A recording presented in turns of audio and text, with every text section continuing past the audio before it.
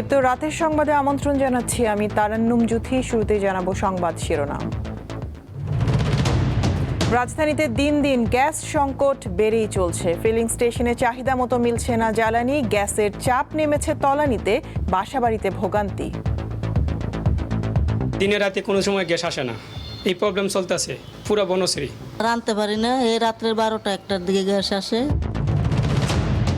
গ্যাসের সংকট আগামী কয়েকদিনের মধ্যে কমে আসবে, আশ্বস্ত করলেন প্রধানমন্ত্রী। চলমান গ্যাস ও বিদ্যুৎ সমস্যার জন্য দেশের মানুষের কাছে দুঃখ প্রকাশ।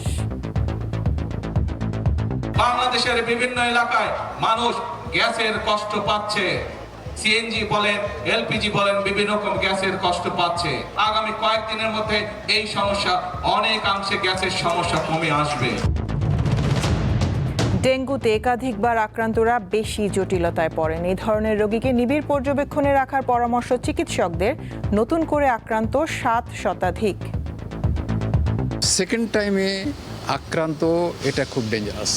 রোগ প্রতিরোধ ব্যবস্থা তৈরি হলো যে অ্যান্টিবডিটা, সেটা অন্য টাইপকে প্রোটেকশন দিবে না। মাত্রাতিরিক্ত হাইড্রোজেন সালফাইডের কারণে সীতাকুণ্ডে জাহাজ কাটার সময় 9 শ্রমিকের মৃত্যু, বলছে বিস্ফোরক অধিদপ্তর।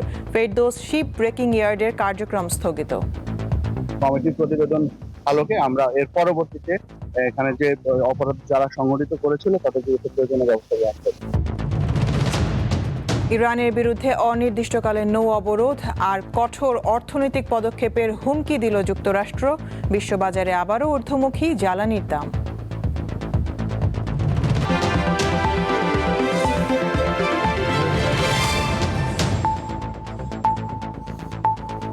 সংবাদে এছাড়াও থাকছে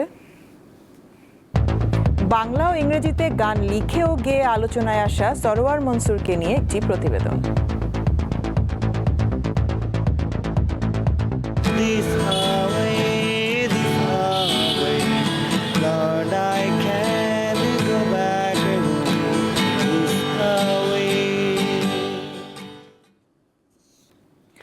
রাজধানীতে দিন দিন গ্যাস সংকট বেড়েই চলছে। বেশিরভাগ ফিলিং স্টেশনে আজও চাহিদা মতো জ্বালানি মেলেনি। বাসাবাড়িতেও গ্যাসের চাপ তলানিতে নেমেছে, সঙ্গে যোগ হয়েছে লোডশেডিং এর ভোগান্তি।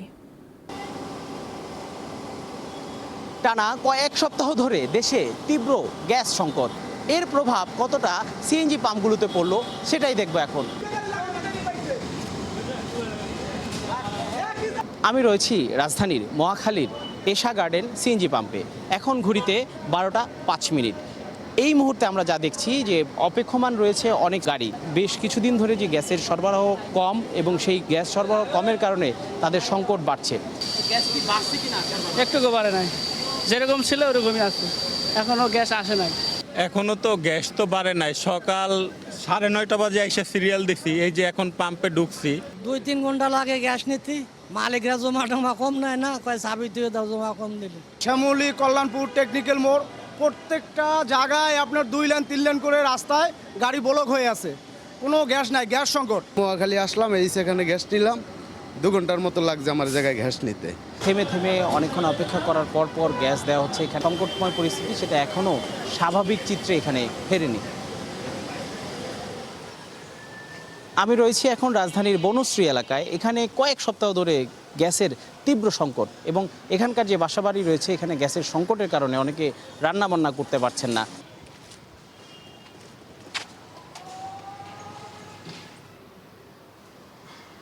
এখানে আসলে একদমই গ্যাস নেই। এখানকার যে বাসিন্দা রয়েছেন তিনি জানাচ্ছিলেন যে প্রায় 1.5 মাসের উপরে এখানে আসলে একদমই গ্যাস আসে না। সংকটের কারণে মূলত হচ্ছে গ্যাসের যে সিলিন্ডার গ্যাস কিনতেছি, এটার মনে করেন দাম বৃদ্ধি পাচ্ছে। না, গ্যাস বাড়ে নেই, সারাদিনে এরকম গ্যাস। সকাল থেকে আমরা না খেয়ে আসছি, গ্যাস পকড়ে কোনো রান্না হয় নাই। এখন ওই যে রান্না বসাইছি 2 ঘন্টা হয়েছে, এখনো তরকারির কিছু হয় নাই। দিনে রাতে কোনো সময় গ্যাস আসে না, এই প্রবলেম চলতেছে পুরো বনশ্রী। রাঁধতে পারি না, এই রাত্রের 12টা-1টার দিকে গ্যাস আসে, এসব ঘুমাইতে পারি না। গ্যাসের সংকটের পাশাপাশি রয়েছে তীব্র লোডশেডিং। বিদ্যুতের সমস্যার প্রতিদিনে 1-2বার যাই। আমরা সারাদিন পরিশ্রম করার পর রাতে যখন বাসায় যাই 1-1:30 দিকে খাওয়া দাওয়া করে একটু ঘুমানোর জন্য প্রস্তুত নিই, তখন বাসায় বিদ্যুৎ থাকে না, ঘুমাইতে পারি না। যে পরিমাণ কারেন্টটা যাচ্ছে এখন গরমের সময় খুবই কষ্ট হচ্ছে। এটা সিএনজি ফিলিং স্টেশন কিংবা বাসাবাড়ি, কোথাও এখনও গ্যাসের সংকট কাটেনি। এর সঙ্গে রয়েছে লোডশেডিংয়ের ভোগান্তি। এই সংকট কবে কাটবে সেই প্রশ্ন এখন নগরবাসীর। জহিরুল মোহসান, দীপ্ত সংবাদ, ঢাকা।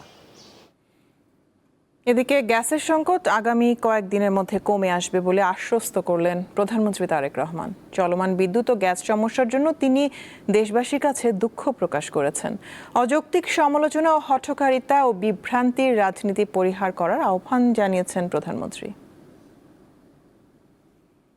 তিনবারের সাবেক প্রধানমন্ত্রী বেগম খালেদা জিয়ার ৮২তম জন্মবার্ষিকী উপলক্ষে শনিবার রাজধানীর বনানী টিএনডি কলোনি মাঠে দুস্থ, অসহায় ও অসুস্থ মানুষের মাঝে আর্থিক সহায়তার চেক বিতরণ করেন প্রধানমন্ত্রী তারেক রহমান। এ সময় বিএনপির সাবেক চেয়ারপারসনের রুহের মাগফিরাত কামনা করে বিশেষ দোয়া অনুষ্ঠিত হয়।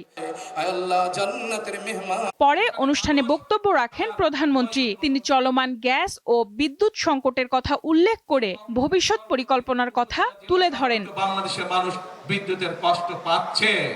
আমি জানি বাংলাদেশের বিভিন্ন এলাকায় মানুষ গ্যাসের কষ্ট পাচ্ছে। সিএনজি বলেন, এলপিজি বলেন, বিভিন্ন রকম গ্যাসের কষ্ট পাচ্ছে। আগামী কয়েকদিনের মধ্যে এই সমস্যা অনেকাংশে গ্যাসের সমস্যা কমে আসবে। প্রিয় ভাই বোনেরা, সমগ্র বাংলাদেশের মানুষ যে বিদ্যুতের কষ্ট পাচ্ছেন, আমি আন্তরিকভাবে তার জন্য দুঃখ প্রকাশ করছি। কিন্তু এই সরকার আপনাদের সরকার, এবং আমরা কাজ করছি যত দ্রুত সম্ভব মানুষকে এই কষ্টের হাত থেকে রক্ষা করার জন্য। তিনি বলেন, বিদ্যুৎ ও গ্যাস সমস্যা নিয়ে একটি মহল অযৌক্তিক সমালোচনা করছে। একটি রাজনৈতিক দলের কিছু সদস্যরা প্রতিবাদ করছে, গ্যাস দে, বিদ্যুৎ দে। হারিকেন সামনে নিয়ে বসে আছে, দেখেছেন ছবিটা? হারিকেন সামনে, পিছনে কিন্তু এরকম ফ্যান চলছে, তাদের পিছনে ফ্যানের বাতাস খাচ্ছে, আর সামনে বলছে বিদ্যুৎ চাই, বিদ্যুৎ চাই। এই হচ্ছে তাদের হঠকারিতা। স্বাস্থ্য সেবা জোরদার করতে উপজেলা পর্যায়ের হাসপাতালে সুযোগ সুবিধা বাড়ানো হবে বলে জানান প্রধানমন্ত্রী। প্রত্যেকটি উপজেলা পর্যায়ে আমরা যে হাসপাতাল আছে সেটিকে প্রথমে আমরা সিদ্ধান্ত গ্রহণ করেছিলাম যে 50 বেড থেকে 101 বেড করব। গত 3 দিন আগে আমরা সিদ্ধান্ত গ্রহণ করেছি যে 101 বেড নয়, ওটিকে আমরা 151 বেডে রূপান্তর করব। 5 বছরের মধ্যে বাংলাদেশের 503টি উপজেলা, ইনশাআল্লাহ প্রত্যেকটিতে আমরা 151 সদস্য উপজেলা হাসপাতাল তৈরি করব। তারেক রহমান বলেন, মানুষের ভাগ্য পরিবর্তন করতে দেশের 20 কোটি মানুষের 40 কোটি হাতকে কর্মীর হাতে রূপান্তর করতে হবে। উপজেলা, জেলা শহরগুলোতে বাংলাদেশের মানুষ। সঞ্জিদা প্লাবনী, দীপ্ত সংবাদ, ঢাকা। অক্টোবরে কুমিল্লা, বরিশাল, খুলনা, রংপুর ও রাজশাহীতে শিশুদের জন্য বিশেষায়িত হাসপাতাল চালু করা হবে বলে জানালেন প্রধানমন্ত্রী তারেক রহমান। সকালে রাজধানীর আগারগাঁওয়ে National Institute of Neuroscience ও হাসপাতালে 500 শয্যার নতুন ভবন উদ্বোধন শেষে তিনি এই কথা জানান। প্রধানমন্ত্রী বলেন, মানসম্মত স্বাস্থ্যসেবা শুধু শহরকেন্দ্রিক না রেখে প্রত্যন্ত অঞ্চলেও ছড়িয়ে দিতে সরকার কাজ করছে। পরে তিনি হাসপাতালের বিভিন্ন বিভাগ ঘুরে দেখেন এবং রোগীদের সুযোগ সুবিধার বিষয়ে খোঁজ খবর নেন। রোগীর প্রতি চিকিৎসকের সহানুভূতিশীল আচরণ চিকিৎসার মান বাড়ানোর ক্ষেত্রে সহায়ক বলে মন্তব্য করেন প্রধানমন্ত্রী।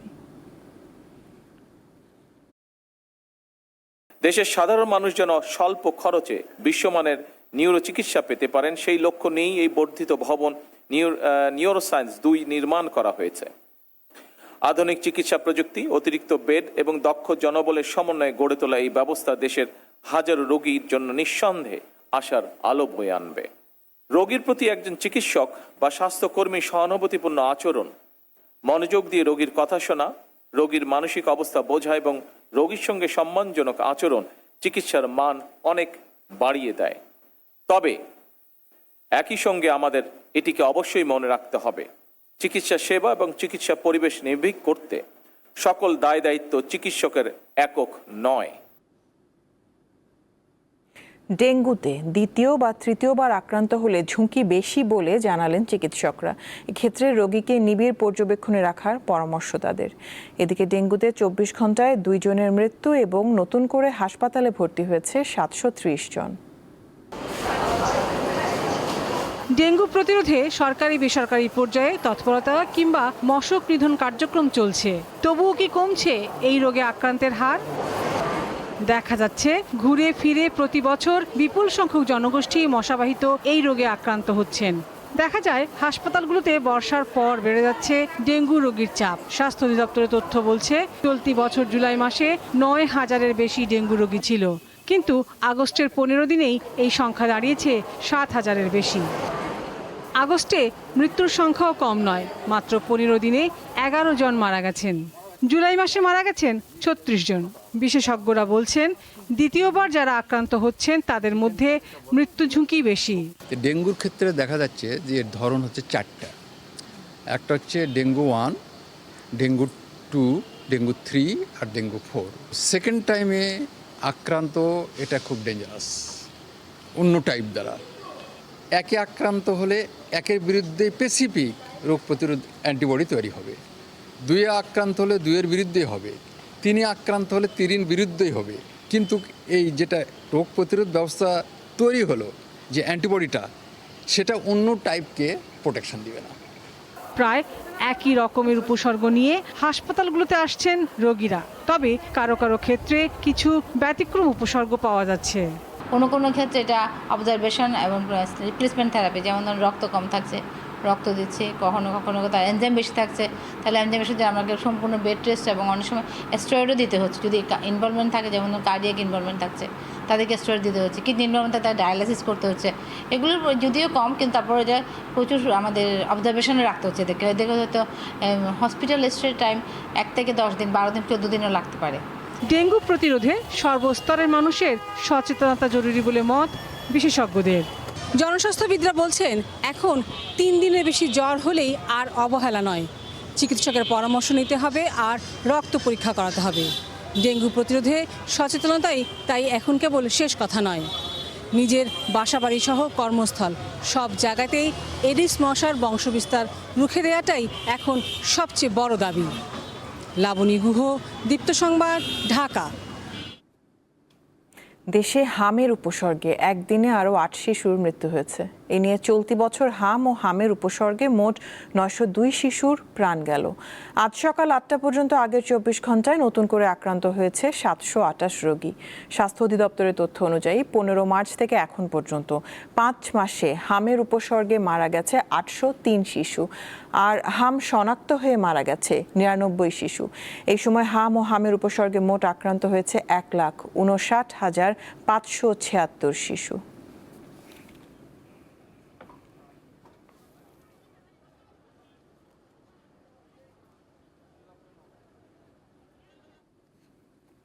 নানা আয়োজনে উদযাপিত হলো 3 বারের সাবেক প্রধানমন্ত্রী খালেদা জিয়ার 82তম জন্মবার্ষিকী। এ উপলক্ষে রাজধানীর নয়াপল্টনে বিএনপির কেন্দ্রীয় কার্যালয়ে আয়োজন করা হয় দোয়া ও মিলাদ মাহফিলের। এতে অংশ নেন দলের কেন্দ্রীয় নেতারা। এ সময় তারা গণতন্ত্রের জন্য বিএনপির সাবেক চেয়ারপারসনের আপোষহীন আন্দোলন সংগ্রামের কথা স্মরণ করেন। দেশের বাইরে আমার কোনো ঠিকানা নেই, এটাই হলো আমার ঠিকানা। বাংলাদেশের রাজনৈতিক ইতিহাসের এক অনন্য ব্যক্তিত্ব ও অবিস্মরণীয় নাম খালেদা জিয়া। দেশের প্রথম নারী প্রধানমন্ত্রী এবং মুসলিম বিশ্বের দ্বিতীয় নির্বাচিত নারী সরকার প্রধান তিনি। স্বৈরাচার ও ফ্যাসিবাদের বিরুদ্ধে এবং গণতন্ত্র পুনরুদ্ধারের আন্দোলনের প্রশ্নে তিনি আপোষহীন নেত্রীর উপাধি পান।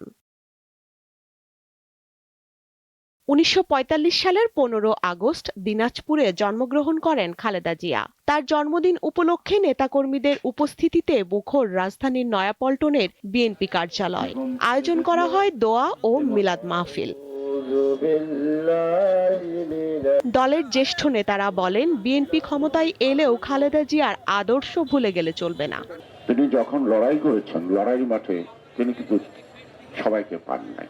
তিনি যেখানে আছেন সেখান থেকে যেন আমাদের সঠিক পথে চলার প্রৌফিক দেন। তার যে কর্তব্য কর্ম, তার যে রাজনৈতিক চিন্তা, তার যে আপোষহীনতা এবং তিনি যে লক্ষ্য নিয়ে সংগ্রাম করছেন, সেখান থেকে তাকে বিচ্যুত করা যায়। ক্ষমতাকে সুসময় চিন্তা না করে দেশের জন্য নেতাকর্মীদের কাজ করার আহ্বান জানান নেতারা। এই আপোষহীন নেত্রীর কারণে কিন্তু বাংলাদেশ আজকে এখানে। ওনার সেই স্বীকৃতি বাংলাদেশ জাতীয়তাবাদীর জন্য স্বীকৃতি। আমাদেরকে এটা মাথায় রাখতে হবে, ধারণ করতে হবে। এটা ভুলে গেলে চলবে না। আজকে দল ক্ষমতায় আসছে, জীবন সব সহজ হয়ে গেছে, এটা মনে করার কোনো কারণ নাই। তার কাজ, তার প্রেরণা আমাদেরকে সব সময় অনুপ্রেরণা যোগায়। আমরা আজকের এই দিনে আমরা সবাই এই শপথ নেব যে বিএনপিকে আমরা সত্যিকার অর্থেই এমন একটা গণতান্ত্রিক দলে পরিণত করতে চাই যে সত্যিকার অর্থেই বাংলাদেশকে নেতৃত্ব দিতে সক্ষম হবে।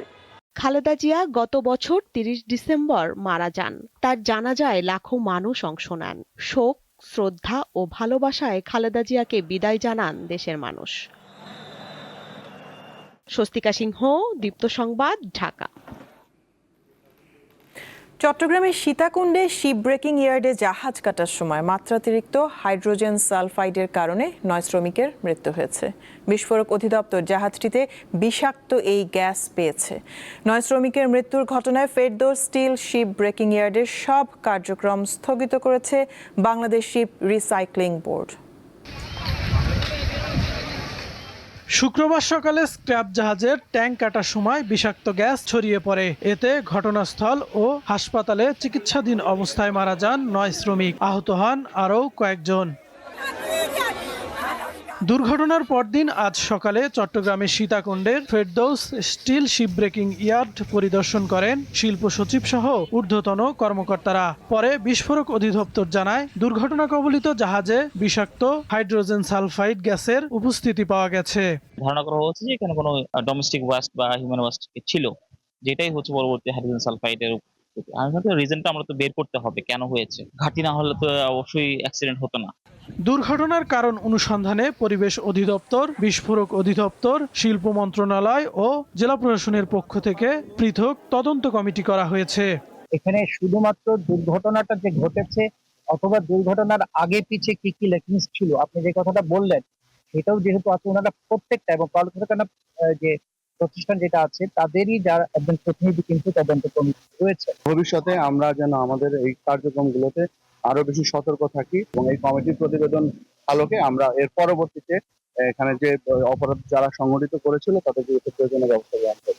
এদিকে নিহত 9 শ্রমিকের মধ্যে গাইবান্ধার রানা মিয়া ও খোকন মিয়া দীর্ঘদিন ধরে জাহাজ কাটার কাজে নিয়োজিত ছিলেন। শনিবার সকালে তাদের মরদেহ গ্রামের বাড়িতে পৌঁছালে স্বজন ও এলাকাবাসীর মধ্যে নেমে আসে শোক। কারখানা কাজ করে যায় আমার ছেলেটা হারিয়ে গেল।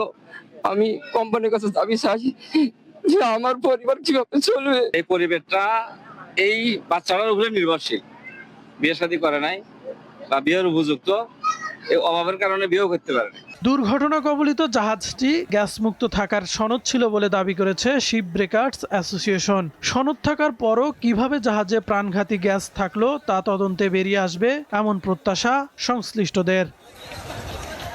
কাউসার আহমেদ, দীপ্ত, বার্তাকক্ষ।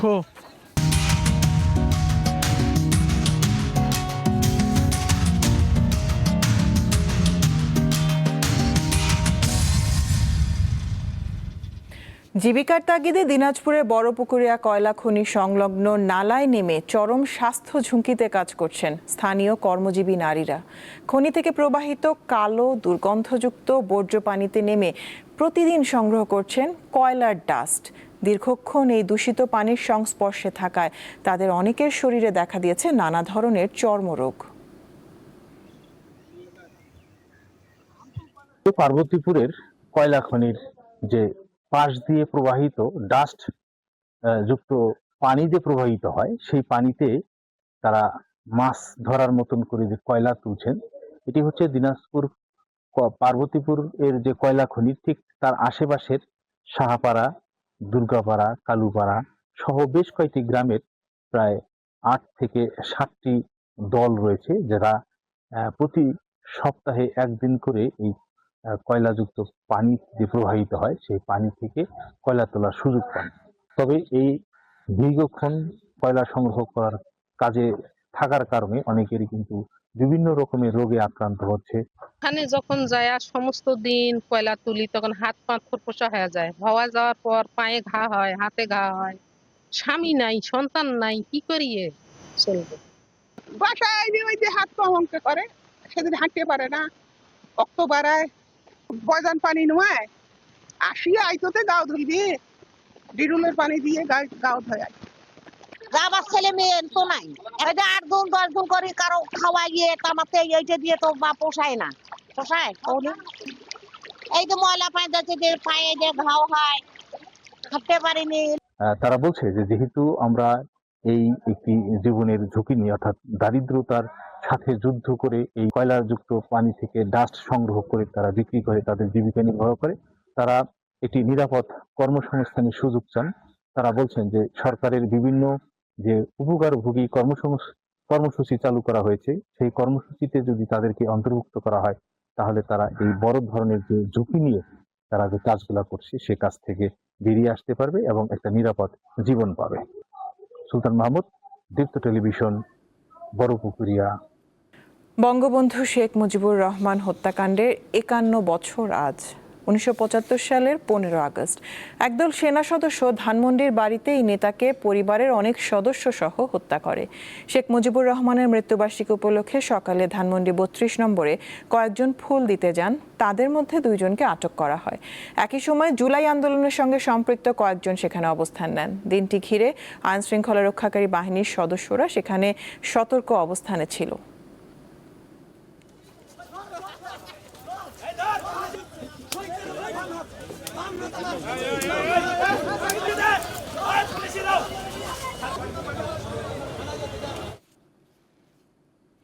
বিএনপির স্থায়ী কমিটিতে জায়গা পেলেন 4 নেতা। তারা হলেন রুহুল কবির রিজভী আহমেদ, আমানুল্লাহ আমান, ফরহাদ হালিম ও মোহাম্মদ ইসমাইল জবিউল্লাহ।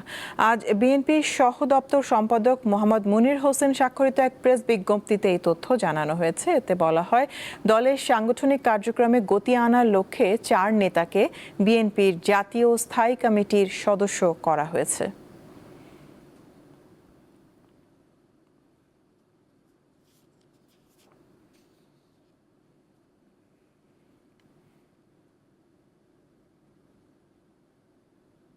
কুষ্টিয়া শহরে গণ অধিকার পরিষদ ও জামায়াতে ইসলামীর নেতাকর্মীদের মধ্যে সংঘর্ষের ঘটনা ঘটেছে।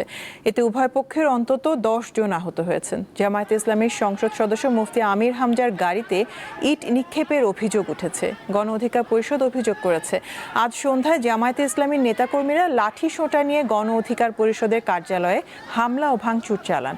পরে 2 পক্ষের মধ্যেই ধাওয়া পাল্টা ধাওয়া ঘটে।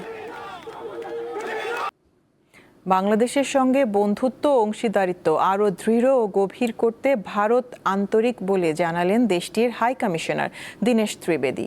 সকালে ভারতের 80তম স্বাধীনতা দিবস উপলক্ষে ঢাকায় আয়োজিত এক অনুষ্ঠানে তিনি এই বার্তা দেন। 2 দেশের বিদ্যমান বন্ধুত্বপূর্ণ সম্পর্ক আরও এগিয়ে নেওয়ার অঙ্গীকার ব্যক্ত করে ভারতীয় হাই কমিশনার বলেন, অভিন্ন ইতিহাস, পারস্পরিক শ্রদ্ধা ও অংশীদারিত্বের শক্ত ভিত্তির ওপর 2 দেশের সম্পর্ক ধারাবাহিকভাবে শক্তিশালী হচ্ছে।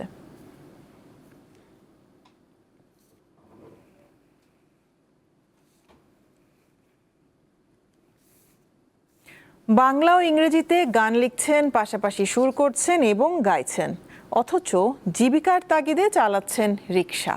এই প্রতিভাবান ব্যক্তির নাম সরোয়ার মনসুর, বাড়ি ময়মনসিংহ জেলায়। বর্তমানে থাকেন রাজধানীর মগবাজারে। সরোয়ারের স্বপ্ন, একদিন তার নিজের স্টুডিও হবে। শহরের ব্যস্ত রাস্তায় প্রতিদিন অসংখ্য রিকশা চালককে দেখা যায়, কিন্তু তাদের মধ্যে কেউ কেউ অসাধারণ প্রতিভা দিয়ে হয়ে ওঠেন সবার থেকে আলাদা। এমনই একজন সরোয়ার মনসুর, যিনি শুধু রিকশা চালান না, ইংরেজিতে টুকটাক কথাও বলতে পারেন, এমনকি ইংরেজিতে গানও গেয়ে শোনাতে পারেন।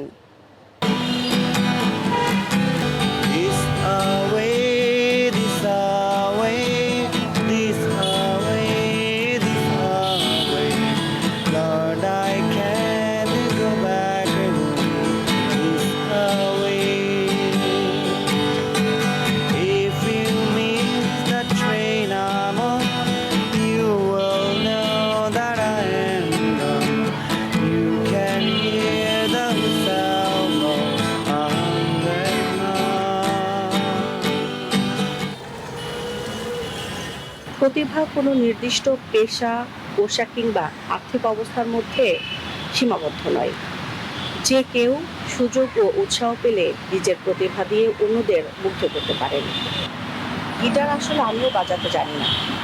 আজকে আপনাদের সামনে এমন একজনকে এনেছি যিনি রিকশা চালান, অথচ গিটার বাজিয়ে গান শোনাতে পারেন, ইংরেজি গানও শোনাতে পারেন, সাথে তার নিজের লেখা অসংখ্য গান রয়েছে, নিজেই সুর করেছেন। সেই গানগুলো আজকে আমরা তার কাছ থেকে শুনবো।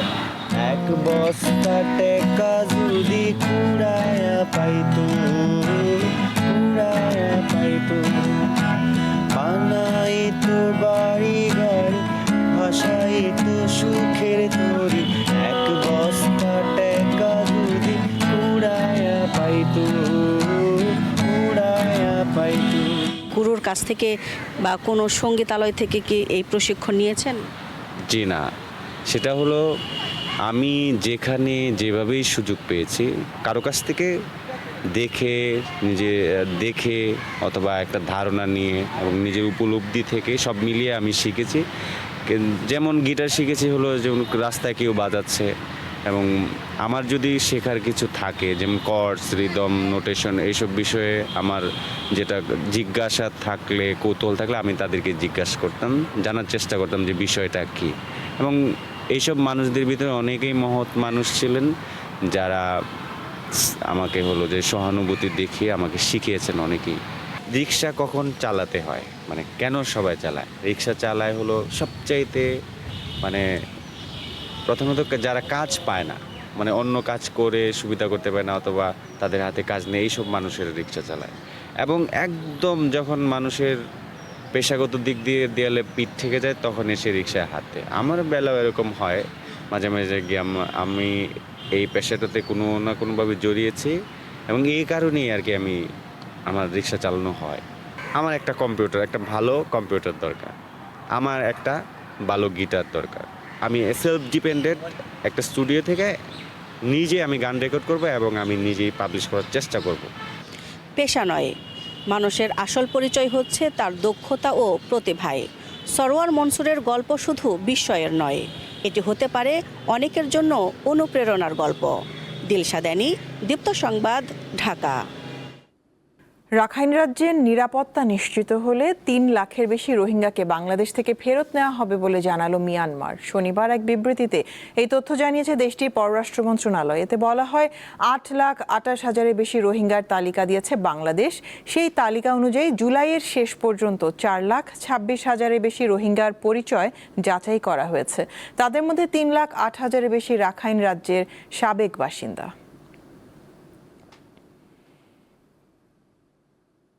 ইরানের বিরুদ্ধে অনির্দিষ্টকালের নৌ অবরোধ এবং কঠোর অর্থনৈতিক পদক্ষেপ নেওয়ার হুমকি দিয়েছে যুক্তরাষ্ট্র। এই ঘটনায় বিশ্ববাজারে ফের ঊর্ধ্বমুখী জ্বালানি তেল ও গ্যাসের দাম। যুক্তরাষ্ট্র ইরান যুদ্ধ থামাতে পাকিস্তানের মধ্যস্থতা ইতিমধ্যেই অকার্যকর হিসেবে প্রমাণ হয়েছে। পাল্টাপাল্টি হুমকিতে হরমুজ প্রণালী নিয়েও অনিশ্চয়তার পাল্লা ভারী হচ্ছে। এতে করে তীব্র থেকে তীব্রতর হচ্ছে বৈশ্বিক জ্বালানি সংকট, ধুঁকছে খোদ যুক্তরাষ্ট্র। ফলে আগামী নভেম্বরে হতে যাওয়া যুক্তরাষ্ট্রের মধ্যবর্তী নির্বাচনের আগে ব্যাপক চাপের মুখে রয়েছেন প্রেসিডেন্ট ডোনাল্ড ট্রাম্প। এমন পরিস্থিতিতে জনগণের আস্থা ফিরে পেতে মরিয়া ট্রাম্প প্রশাসন। কখনো বলছে হরমুজ প্রণালীর নিয়ন্ত্রণ পুরোপুরি ওয়াশিংটনের হাতে, আবার পরক্ষণেই এই নৌপথ পুনরায় খুলে না দিলে ইরানের বন্দরগুলোর উপর অনির্দিষ্টকালের জন্য অবরোধ অব্যাহত রাখার হুঁশিয়ারিও দিচ্ছে। এছাড়া বিশ্ব থেকে তেহরানের অর্থনীতি পুরোপুরি বিচ্ছিন্ন করে দিতে এমন কিছু পদক্ষেপ নেওয়া হচ্ছে যা আগে কখনোই দেখা যায়নি বলে হুমকি দিয়েছেন মার্কিন অর্থমন্ত্রী স্কট বেসেন্ট। এসব হুমকি ধামকির পরও অটুট ইরান। যতক্ষণ পর্যন্ত নৌ অবরোধ তুলে না নেওয়া সহ ওয়াশিংটন সব শর্ত মেনে না নেবে ততক্ষণ পর্যন্ত হরমুজ প্রণালী যুদ্ধের আগের অবস্থায় ফিরবে না বলে সাফ জানিয়ে দিয়েছে তেহরান। এমন উত্তেজনার মধ্যে মার্কিন অর্থমন্ত্রীর হুমকি বৈশ্বিক জ্বালানি বাজারকে নতুন করে অস্থিরতায় ফেলেছে। শুক্রবার বিশ্ববাজারে ব্যারেল প্রতি অপরিশোধিত জ্বালানি তেলের দাম বেড়ে প্রায় $90 দাঁড়িয়েছে। গ্যাসের দামও ঊর্ধ্বমুখী। চড়া দামে নাজেহাল অবস্থার মধ্যে বিশ্বে জ্বালানির মজুত সংকটের খবর নতুন করে দুশ্চিন্তায় ফেলেছে, যা বৈশ্বিক জ্বালানি মোকাবিলাকে আরও কঠিন করে তুলতে পারে। সৌদি আরব তথা বিশ্বের বৃহত্তম জ্বালানি উৎপাদক প্রতিষ্ঠান আরামকোর তথ্য বলছে যুদ্ধ শুরুর পর 2.6 বিলিয়ন ব্যারেল তেল থেকে বঞ্চিত হয়েছে পুরো বিশ্ব, যা 1979 সালের ইরানের বিপ্লবের পর থেকে মোট সরবরাহের হিসেব অনুযায়ী সবচেয়ে বড় সংকট। এছাড়া যুক্তরাষ্ট্রের রিজার্ভে অপরিশোধিত তেলের মজুতও 1983 সালের জানুয়ারির পর সর্বনিম্ন স্তরে নেমে এসেছে। বিশ্লেষকরা মনে করছেন বিশ্বে জ্বালানি চাহিদা মেটাতে দৈনিক সরবরাহের ঘাটতি এখন 5 মিলিয়ন ব্যারেল। যদিও আরামকোর তথ্য বলছে হরমুজ প্রণালী বন্ধ থাকায় উপসাগরীয় অঞ্চল থেকে প্রতিদিন 11 মিলিয়ন ব্যারেল সরবরাহ হারাচ্ছে গোটা বিশ্ব। তৌহিদুর রহমান, দীপ্ত, বার্তাকক্ষ। ডারউইন টেস্টে চালকের আসনে বাংলাদেশ ৬৭ রানে পিছিয়ে থেকে তৃতীয় দিনের খেলা শেষ করেছে অস্ট্রেলিয়া।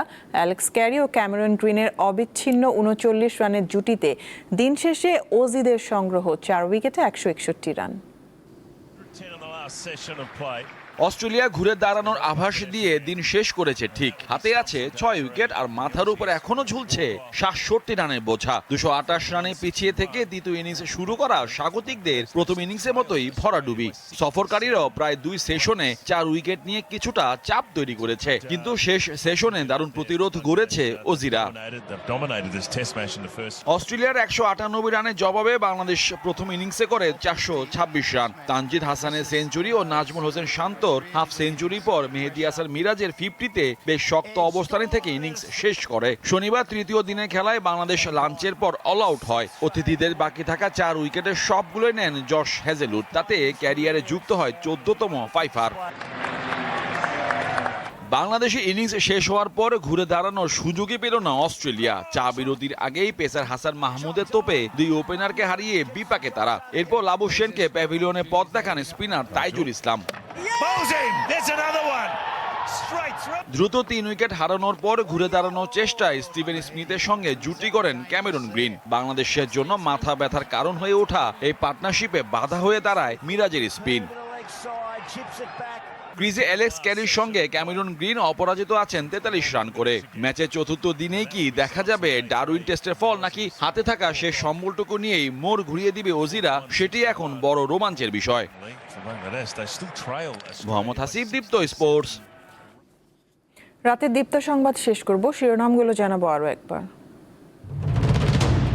রাজধানীতে দিন দিন গ্যাস সংকট বেড়েই চলছে। ফিলিং স্টেশনে চাহিদা মতো মিলছে না জ্বালানি। গ্যাসের চাপ নেমেছে তলানিতে, বাসাবাড়িতে ভোগান্তি। দিনে রাতে কোনো সময় গ্যাস আসে না, এই প্রবলেম চলতেছে পুরো বনশ্রী। রাঁধতে পারি না, এই রাত্রের ১২টা-১টার দিকে গ্যাস আসে।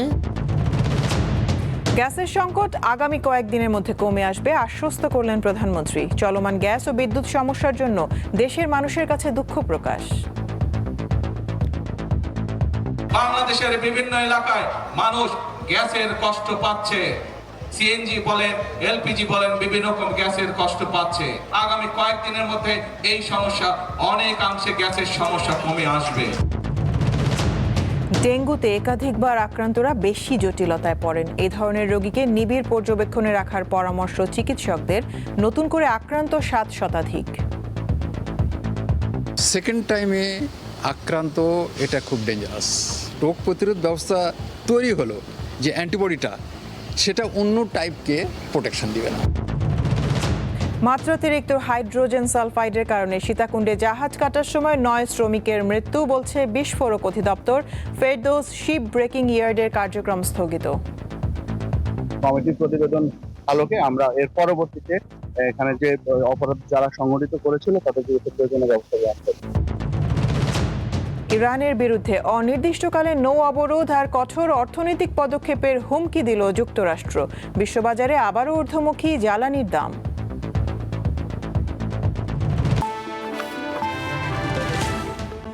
এ ছিল এখনকার মতন। আমি তারান্নুম জুথি বিদায় নিচ্ছি। দর্শক, আরও তথ্য বিনোদনের সংবাদ জানতে যুক্ত থাকুন দীপ্ত টিভি ডিজিটাল প্ল্যাটফর্মগুলোতে।